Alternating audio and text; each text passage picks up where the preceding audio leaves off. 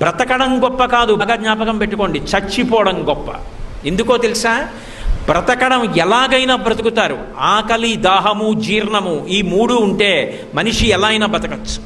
వేళపట్టున ఆకలేసి కుడితి తాగినా జీర్ణం అయిపోతే, ఆవు తింటున్న మినప్పొట్టు తినేసిన జీర్ణం అయిపోతే ఇబ్బంది లేదు. దాహం వేసి ఏది తాగినా జీర్ణం అయిపోతే ఇబ్బంది లేదు, బతికేయచ్చు. చచ్చిపోవడం అంత తేలిక కాదు. మంచాన పడి తన మలమూత్రములను తాను విసర్జించలేకపోతే వాడు రోజు రోజు క్షణం క్షణం చచ్చిపోయినట్టే.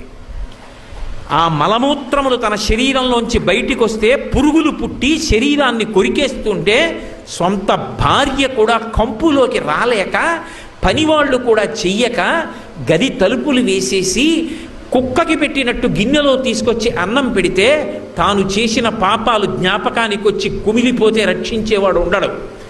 అనాయాసంగా వెళ్ళిపోవడం అంత గొప్పది. అది ఇవ్వగలిగిన వాడు శంకరుడు ఒక్కడే. అందుకే బ్రతికినంత కాలం ధర్మాన్ని పట్టుకుని బ్రతికిన వాడు ఎవరి దగ్గర చెయ్యి చాపకుండా బ్రతికి, ఎవరితో చేయించుకోకుండా పరమ సంతోషంగా భగవన్నామని చెప్పుకుంటూ వెళ్ళిపోతాడు. అంతకన్నా ఏం కావాలి మనిషికి?